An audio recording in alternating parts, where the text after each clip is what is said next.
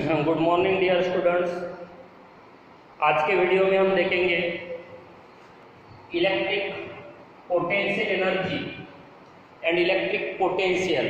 यहाँ केवल आज मैं इनका मीनिंग समझा रहा हूँ, हो सकता है ये थोड़ा छोटा वीडियो रहे। What is electrostatics potential energy and what is electric potential. अब इलेक्ट्रोस्टैटिक्स पोटेंशियल एनर्जी को समझने के लिए हमें थोड़ा टाइप्स ऑफ एनर्जीज में चलते हैं। जो टोटल एनर्जी होती है उसके दो पार्ट्स होते हैं, kinetic energy and potential energy. Kinetic energy का ओरिजिन होता है मोशन ऑफ द बॉडी, यानी बॉडी को सर्कल अगर वेलोसिटी है तो काइनेटिक एनर्जी रहेगा। Now what is origin of potential energy. Potential energy का ओरिजिन क्या है? तो whenever any type of force is exerted on the body, that means whenever the body is under the influence of the force, we can say it has potential energy. Generally early standard में जैसा बताया जाता है, by the virtue of position body has the potential energy। तो यहाँ थोड़ा सा मैं स्प्रिंग के एग्जाम्पल से पोटेंशियल एनर्जी का ओरिजिन कैसे होता है वो बताने की कोशिश कर रहा हूँ। तो समझो हमारे पास नेचुरल लेंथ में एक स्प्रिंग है, एक एंड उसका अटैच्ड है रिजिड सपोर्ट और दूसरे एंड पे एक ब्लॉक अटैच्ड है।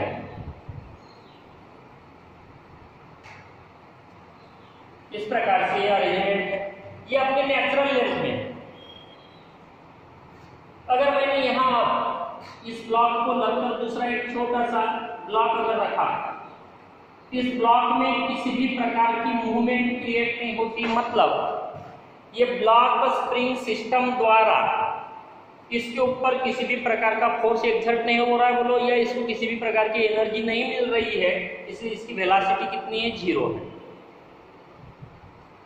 अब देखो मैं क्या कर रहा हूं,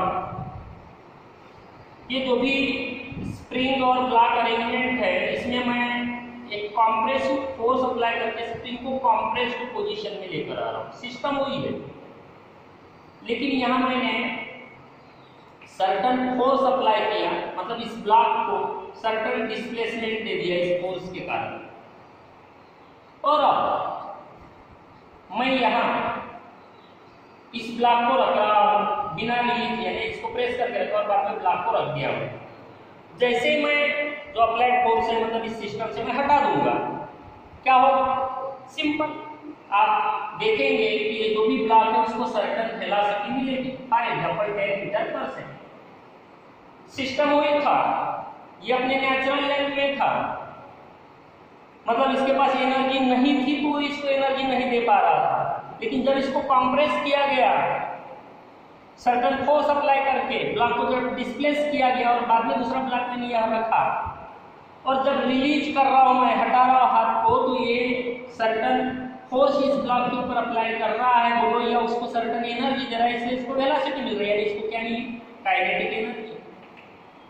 हाफ mv² के फॉर्म में उसको जो भी एनर्जी मिली वो कौन सी एनर्जी मिली? काइनेटिक। यहाँ पर कुछ भी एनर्जी उसके पास नहीं थी, यहाँ वो काइनेटिक एनर्जी आ गई। अगर according to the law of conservation of energy या बोलो अपन वर्क एनर्जी थ्योरम को अगर देखते हैं तो चेंज इन काइनेटिक एनर्जी और पोटेंशियल एनर्जी इक्वल टू क्या होता है? Work done.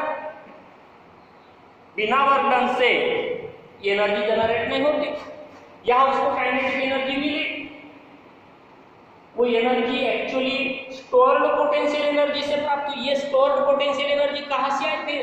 तो जब मैंने फोर्स अप्लाई किया कंप्रेस करने के लिए, तो ये फोर्स इनटू डिस्प्लेसमेंट मेरे द्वारा कुछ वर्क हो गया, और अकॉर्डिंग टू दैट थ्योरम ये जो वर्क है वो यहाँ पोटेंशियल एनर्जी करके स्टोर्ड हुआ, पोटेंशियल एनर्जी करके स्टोर्ड हुआ, और वो पोटेंशियल एनर्जी बाद में काय में कन्वर्ट हो गई है काइनेटिक में। तो ये जो स्टोर्ड एनर्जी है वो क्यों आई?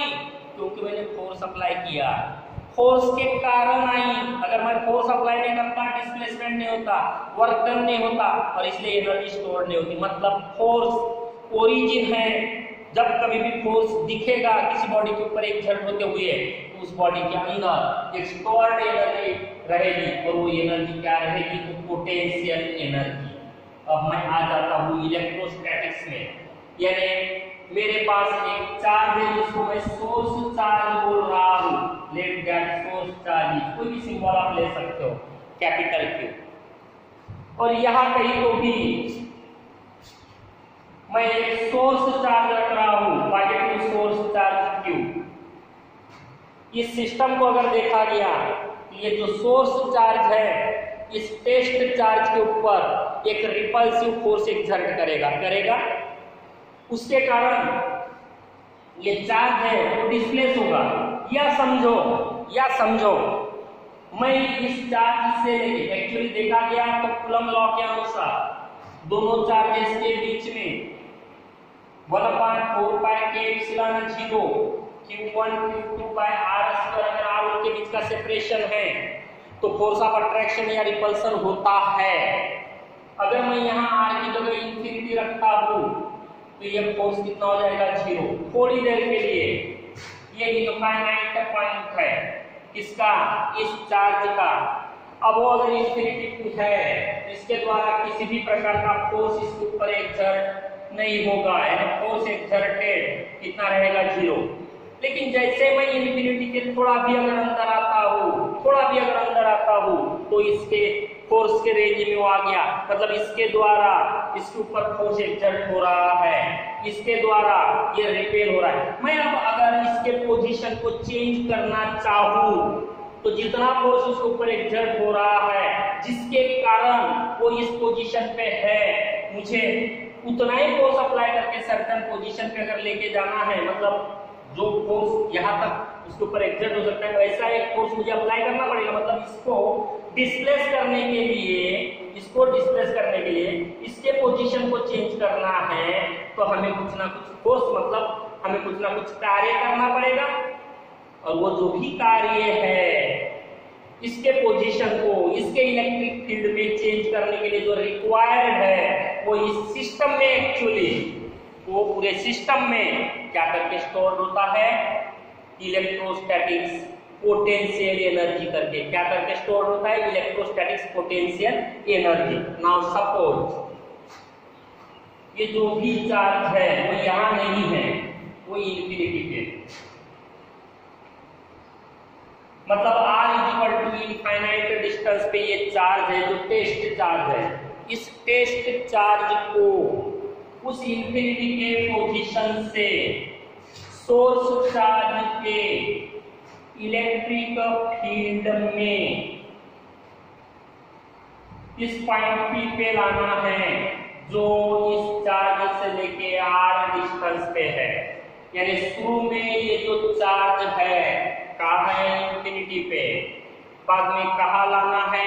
इलेक्ट्रिक फील्ड में एक आध पॉइंट पे r डिस्टेंस पे सोर्स चार्ज से लेके उसके लिए कुछ ना कुछ कार्य करना पड़ेगा। और ये जो वर्क डन है, work done in bringing test charge Q from infinity to the point in the electric field of source charge is called as electric potential energy. उसे क्या कहा जाता है? Electric potential energy. एक बार और, इंफिनिटी से लेके टेस्ट चार्ज को सोर्स चार्ज के इलेक्ट्रिक फील्ड में एक आध पॉइंट पे लाने के लिए जो कार्य करना पड़ता है उस कार्य को इलेक्ट्रिक पोटेंशियल एनर्जी कहा जाता है। It is denoted by Q। इसका फार्मूला हम बाद में डिराइव करेंगे, फिलहाल यहाँ केवल मीनिंग ध्यान में रखो। एक बार और बता रहा हूँ, तीसरी बार बता रहा हूँ। इंफिनिटी से लेके टेस्ट चार्ज Q को सोर्स चार्ज के इलेक्ट्रिक फील्ड में किसी एक आध पॉइंट पे लाने के लिए जितना कार्य करना पड़ता है वो कार्य यानी इलेक्ट्रिक पोटेंशियल एनर्जी होता है। अब दूसरा जो टर्म है वो है इलेक्ट्रिक पोटेंशियल। सेम सिस्टम हमारे पास है, टेस्ट चार्ज अभी भी इंफिनिटी पे है, इस टेस्ट चार्ज को अभी अभी अपन ने कहा इनफाइनाइट डिस्टेंस से चार्ज q से लेके r डिस्टेंस यानी p पॉइंट पे लाने के लिए कितना कार्य करना पड़ रहा है। देखो किससे ला रहे हो, चार्ज q को, कितना कार्य करना पड़ा आपको, W, जिसको आपने क्या कहा, इलेक्ट्रिक पोटेंशियल एनर्जी। अब समझो कि अगर मेरे पास ये जो टेस्ट चार्ज है वो Q नहीं है और मैं इसकी जगह पे यूनिट पॉजिटिव चार्ज को लाना चाहता हूँ, कहाँ से, इन्फिनिटी से, तो मुझे अगर डिटरमाइन करना है कि यूनिट के लिए कितना कार्य करना पड़ेगा तो आवश्यक है मैं यूनिट को ही लेकर आऊँ। मैंने किसको लाया, Q चार्ज को, जो भी उसका मैग्नीट्यूड होगा, कितना कार्य करना पड़ा, W, मतलब मैंने 10 केला खरीदे, मुझे 30 रुपीज देने पड़े।